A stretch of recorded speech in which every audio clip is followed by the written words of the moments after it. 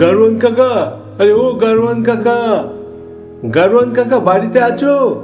ও গারোয়ান কাকা। কে কে রে? এই ভর দুপুরে কে চিৎকার করে ডাকে? বলি তোদের কি আর খেয়ে দে কাজ নেই রে বাপ? দুপুরে একটু ঘুমোতেও দিবি নে? আগে আমি সুজন, একটু বাইরে এসো না, তোমার সাথে একটু কথা আছে। ও সুজন এলি? দাঁড়া দাঁড়া বাইরে যাই। এই তো গারোয়ান কাকা, বলি তোমার জন্য একটা কাজ আছে, তো করে দিতে হবে, কিন্তু না করলে হবে না। কাজ? সে আবার কি রে? কি কাজ? তেমন কিছু না, যা তুমি করে থাকো, গরুর গাড়ি চালানো। আমার ছোট মাসির ছেলে ওই ভূতনাথকে তো তুমি চেনোই। ওই বেচারা কালকে বিয়ে করেছে, তা বউ সময় তোকে বাড়িতে পৌঁছে দিতে হবে তোমার। হ্যাঁ, ভূতনাথের বিয়ে হয়েছে? বলিস কি রে? 40 বছর বয়সেও ভূতনাথের বিয়ে হয়ে গেল? আমার আর বোধহয় এই জন্মে বিয়ে হবে না রে। তা ওই ক্যাবলাকান্ত ছেলেটার কেমন করে বিয়ে হলো শুনি? সে অনেক কথা, পরে না হয় তোমাকে বলবো সব। তুমি যাবে তো নাকি? আরে যাবো রে যাবো, কিন্তু ওদের বাড়ি তো এখান থেকে অনেকটা দূর। এখন বেরোলেও পৌঁছতে পৌঁছতে রাত 1টা কি 1:30 বেজে যাবে। পথে আবার রয়েছে ওই চাপাতলার শ্মশানের রাস্তা। জায়গাটা খুব একটা ভালো নয়। তার চেয়ে বরং কালকে সকালই বেরোই রে। না না, কালকে সকালে বেরোলে হবে না, কালকে সকাল 10টার মধ্যে ওদেরকে বাড়ি পৌঁছে দিতে হবে। তুমি এখন ওদেরকে নিয়ে রওনা হয়ে যাও। মাঝে বেলতলা গ্রামে আমাদের এক আত্মীয় আছে, সেইখানে রাতটুকু কাটিয়ে আবার ভোরবেলা না হয় রওনা দিও। হ্যাঁ, তাহলে আর কোনো সমস্যা নেই তো নাকি? হ্যাঁ আচ্ছা ঠিক আছে, তাহলে তোরা তৈরি হয়ে নে, আমি আসছি। ওদেরকে নিয়ে ওই বট গাছের তলায় দাঁড়াস। সুজনের ছোট মাসির ছেলে ভূতনাথ, যে স্বাভাবিক নয়, একটু ক্যাবলাকান্ত টাইপের। সবাই ওকে নিয়ে হাসি ঠাট্টা করে। সে এসেছিল তার মাসির বাড়ি বেড়াতে। তার মাসির বাড়ির পাশে একটা বাড়িতে বিয়ের অনুষ্ঠান হচ্ছিল। সেই বিয়ের মণ্ডপ থেকে বর বিয়ে না করে চলে যায়। ব্যাস, মেয়ে লগ্নভ্রষ্টা হবে দেখে মেয়ের বাবা মার তো কান্নাকাটির শেষ নেই। একে ওকে হাতে পায়ে ধরার পরেও কেউ তার মেয়েকে বিয়ে করতে চায় না। ভূতনাথ সেখানে দাঁড়িয়ে ছিল। তারও বয়স হয়ে গেছে অনেক, কিন্তু বিয়ে কিছুতেই হয় না। কেই বা তাকে মেয়ে দেবে? জেনে বুঝে তো কেউ আর একটা ক্যাবলাকান্তর সঙ্গে তার মেয়ের বিয়ে দিতে পারে না। লোকজনের মাঝখানে দাঁড়িয়ে হঠাৎ করে ভূতনাথ বলে উঠল, এই আমি বিয়ে করব, আমি আমি আমি বিয়ে করব।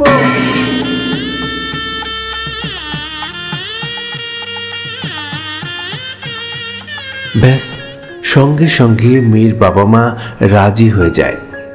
ছেলে যেমনই হোক, তাদের মেয়েকে লগ্নভ্রষ্টা হওয়ার হাত থেকে বাঁচিয়েছে, এতেই তারা খুশি।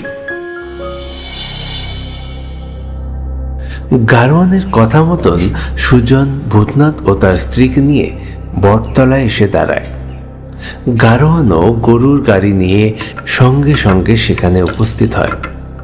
সুজন ভূতনাথ ও তার স্ত্রীকে গরুর গাড়িতে তুলে দিয়ে বিদায় জানায়। ভূতনাথ দা, রাত্রে আমার পিসির বাড়ি বেলতলা গ্রামে থেকে যাস কিন্তু। আচ্ছা রে, ঠিক আছে, তাই হবে। আমি চললুম রে। চলো চলো গারোয়ান কাকা, চলো।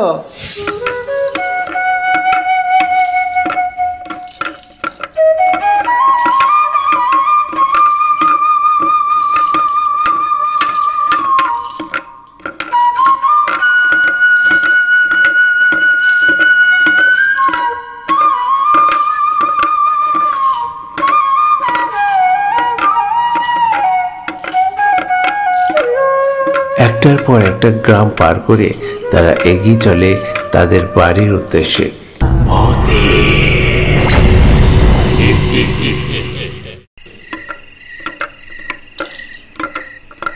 ধীরে ধীরে দিনের আলো ফুরিয়ে রাতের আধার নেমে আসে।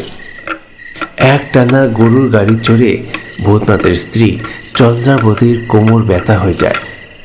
গরুর গাড়ির ঝাঁকুনি সে আর সহ্য করতে পারছে না।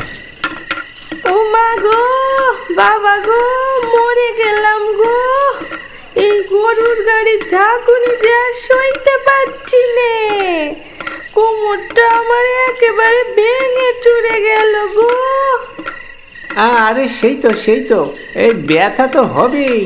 এ গাড়োয়ান কাকা, সে বিকেল থেকে গাড়ি চালাচ্ছ, গাড়িটা তো থামাচ্ছই না। গাড়োয়ান কাকা বলি, ও গাড়োয়ান কাকা, গাড়িটা এবার থামাও দেখি, বউটা আমার কষ্ট পাচ্ছি তো। তুই বড্ড বেশি ফ্যাঁচ ফ্যাঁচ করিস বুঝলি। বলি একটানা গাড়ি না চালালে সময় মতো বাড়ি পৌঁছবি কি করে রে? ও বাবা, বউয়ের যে কষ্ট হচ্ছে সেটা তুমি দেখছো না? তুই তো দেখি খুব বউ পাগলা হয়ে গেলি রে। তুমি আর কি বুঝবে বলো? তুমি তো আর বিয়েটা করলে না। বিয়ে করলে অনেক দায়িত্ব পালন করতে হয়। ওরে বাবা, একদিনেই তো দেখছি অনেক দায়িত্ব শিখে গেছিস রে। হ্যাঁ, নে নে দাঁড় করাচ্ছি, তোরা বিশ্রাম নে, আমিও একটু হালকা হয়ে আসি।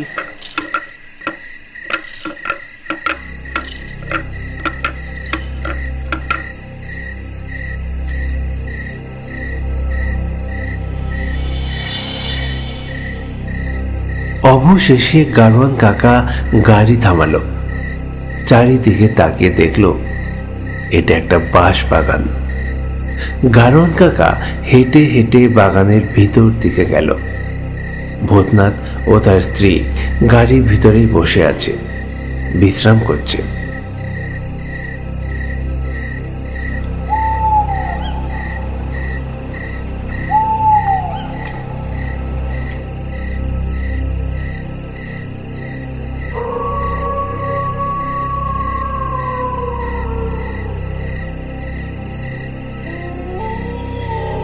অনেকক্ষণ সময় পার হয়ে গেল, তারা গাড়ির ভিতর বসে আছে, কিন্তু গাড়োয়ান কাকা তখনও আসছে না। এইবার তারা চিন্তায় পড়ে গেল।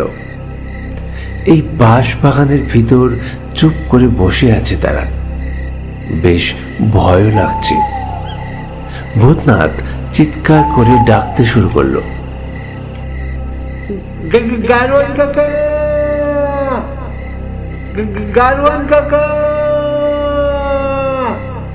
গাড়োয়ান কাকা, তুমি কোথায়?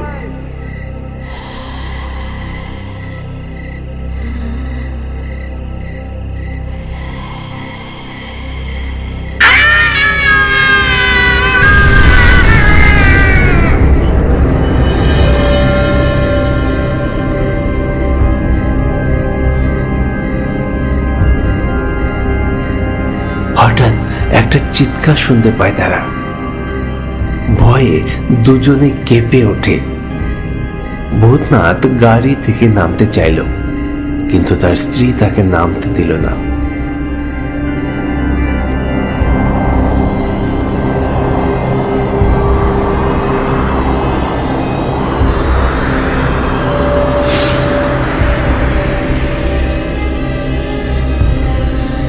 গরুর গাড়িতে একটা হ্যারিকেন জ্বলছিল। হঠাৎ একটা হাওয়া এসে হ্যারিকেনের আগুনটা নিভিয়ে দিল। তাদের ভয় আরো দ্বিগুণ হয়ে গেল। দুজনেই তারা ভয়ে কাঁপছে।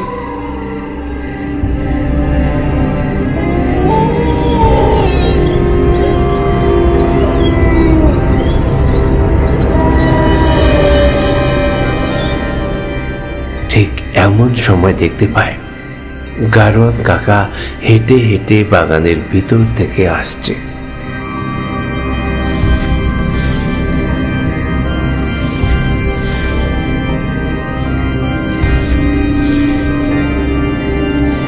গাড়োয়ান কাকা আসতেই বলদ দুটো কেমন যেন অস্থির হয়ে উঠল, লাফালাফি করতে শুরু করলো।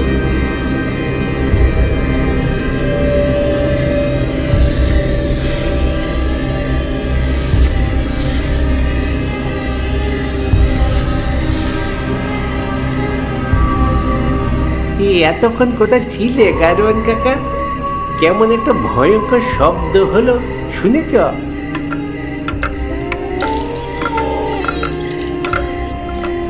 গারোয়ান কাকা আর কোনো সাড়া দিল না, গাড়ি চালাতে শুরু করলো।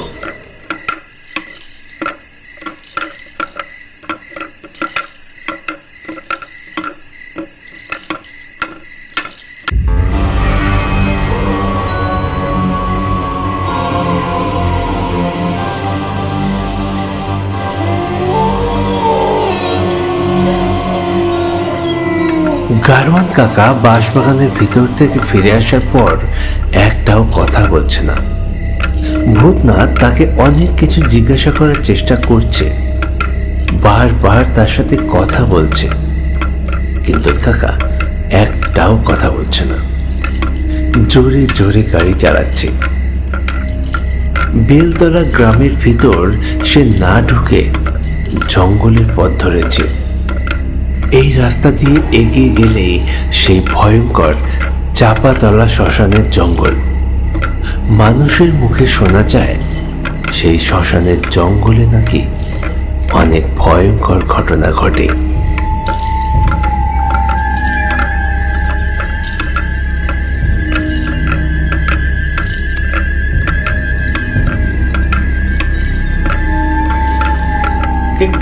গারোয়ান কাকা, গারোয়ান কাকা, গারোয়ান কাকা, দাঁড়াও দাঁড়াও গারোয়ান কাকা, এদিকে কোথায় নিয়ে যাচ্ছ? দাঁড়াও দাঁড়াও, এদিকে তো শ্মশান গো, দাঁড়াও বলছি। চুপ, একদম চুপ। এইদিকে একটা শর্টকাট রাস্তা আছে, এই রাস্তায় গেলে তাড়াতাড়ি পৌঁছাবি। কিন্তু আমাদের তো বেলতলা গ্রামে থাকার কথা, বেলতলা গ্রাম তো পার হয়ে যাচ্ছে গো। থাকার দরকার নেই, একেবারে জায়গা মতো পৌঁছে দিচ্ছে। ভূতনাথ আর কোনো কথা বলল না, তার স্ত্রীকে নিয়ে চুপচাপ বসে রইল। ভয়ে কাঁপতে শুরু করেছে তারা দুজনেই।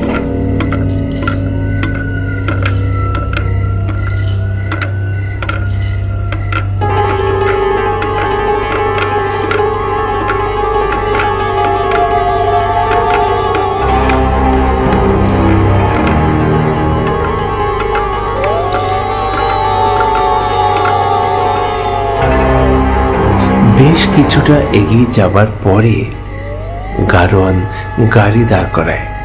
চারিদিকে তাকিয়ে দেখে ভূতনাথ ভয়ে চিৎকার করে ওঠে, তুমি কোথায় এলে? তুমি কোথায় এলে গারোয়ান কাকা? তুমি কোথায় আনলে আমাদের?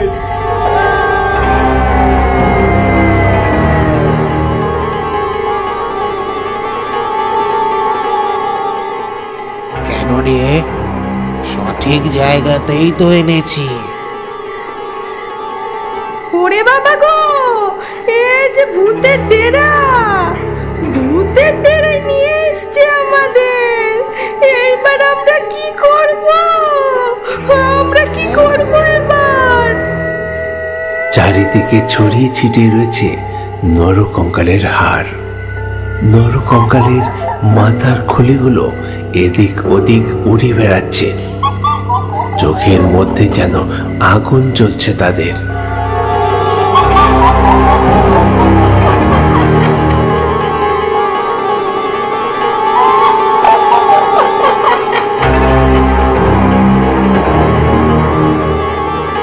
ওরে মা গো, ওরে বাবা গো, এই যে কঙ্কালের মাথা রে। গারোয়ান কাকা, ও গারোয়ান কাকা, তুমি কোথায় আনলে? গারোয়ান কাকা,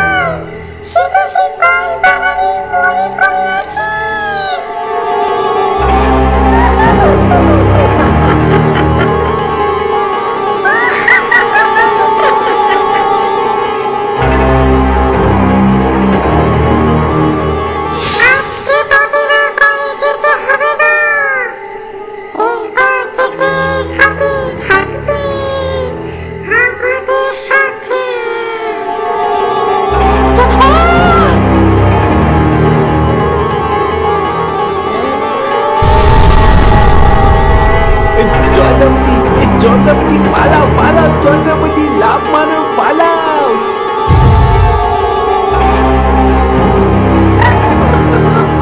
তারা দুজনে লাফ দিয়ে গরুর গাড়ি থেকে নামে আর উল্টো দিকে দৌড়তে শুরু করে। এখান থেকে কিছুটা দূর গেলেই চাপাতলা শ্মশান। তারা সেই শ্মশানের দিকে দৌড়য়।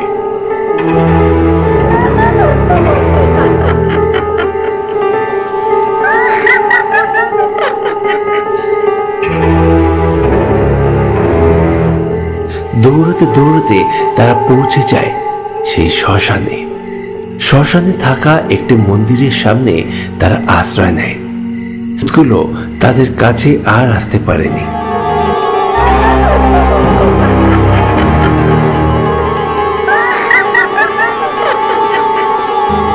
ভূতনাথ ক্যাবলাকান্ত হলেও বুদ্ধি তার যথেষ্ট আছে। সঠিক সময়ে উপস্থিত বুদ্ধি কাজ করেছিল বলে তারা দুজন এখনো বেঁচে আছে। সে জানত শ্মশান বা কবরস্থান পবিত্র জায়গা। এর আশেপাশে ভূত প্রেত থাকলেও এর ভিতরে কখনো কোনো অশুভ শক্তি প্রবেশ করতে পারে না। তারা সারা রাত সেই শ্মশানে বসে থাকে। সকালবেলা পাশের গ্রামের লোকজনের সাহায্য নিয়ে তারা বাড়ি চলে যায়। তবে দুঃখের বিষয় হলো গারোয়ান কাকা বাঁশ বাগানে মারা যায়। একটি ভূত তাকে মেরে ফেলে এবং সেই ভূতটি গারোয়ান কাকার রূপ ধরে সেই গাড়ি চালিয়ে তাদেরকে এখানে নিয়ে এসছে। নমস্কার দর্শক বন্ধু, আমি সুব্রত। সবাই কেমন আছেন? আশা করি সকলে ভালো আছেন। এই সপ্তাহের গল্প দিতে অনেকটা দেরি হয়ে গেল। তার কারণ হচ্ছে কয়েকটা দিন একটু অসুস্থ ছিলাম, তার জন্য ক্ষমা চাইছি, ক্ষমা করে দেবেন। আর আজকে যে গল্পটা দেখলেন আশা করি ভালো লেগেছে। আগের সপ্তাহের গল্পে যারা যারা কমেন্ট করেছিলেন সেই কমেন্ট থেকে বাছাই করা কয়েকটা নাম এখন আপনাদের সামনে বলছি। সেই নামগুলোর মধ্যে হলো মুর্শিদাবাদ থেকে হিমারল, বীরভূম থেকে মোহাম্মদ ফিরোজ, সোনারপুর থেকে টুয়া, বাংলাদেশ থেকে অনিক দাস, বাঁকুড়া থেকে বর্ষা দাস, ডানকুনি থেকে মণিকাঞ্চন দাস, মালদা থেকে শর্মিলা কর্মকার, কাকদ্বীপ থেকে পৌলমী চক্রবর্তী, রানাঘাট থেকে শুভজিৎ বিশ্বাস, উড়িষ্যা থেকে রিতেশ কুমার সিং, আর নদিয়ার পলাশী থেকে গোপাল। এছাড়াও আরও অসংখ্য দর্শক বন্ধু আছেন যারা কমেন্ট করেছেন। ধন্যবাদ সকলকে আমাদের গল্প দেখার জন্য, আমাদেরকে কমেন্ট করবার জন্য। আর আজকে যে গল্পটা দেখলেন সেই গল্পের প্রশ্ন হলো ভূতনাথের বয়স কত। আজকের গল্পের প্রশ্ন, ভূতনাথের বয়স কত? কমেন্টের মাধ্যমে উত্তরটি লিখবেন এবং উত্তরের সাথে লিখবেন আপনার নাম এবং স্থান। লিখে আমাদেরকে পাঠান। আর অবশ্যই গল্পটি কেমন লাগলো সেটা কিন্তু জানাতে ভুলবেন না। দেখা হচ্ছে পরের গল্পে। এখনকার মতো বিদায়। নমস্কার, ভালো থাকুন।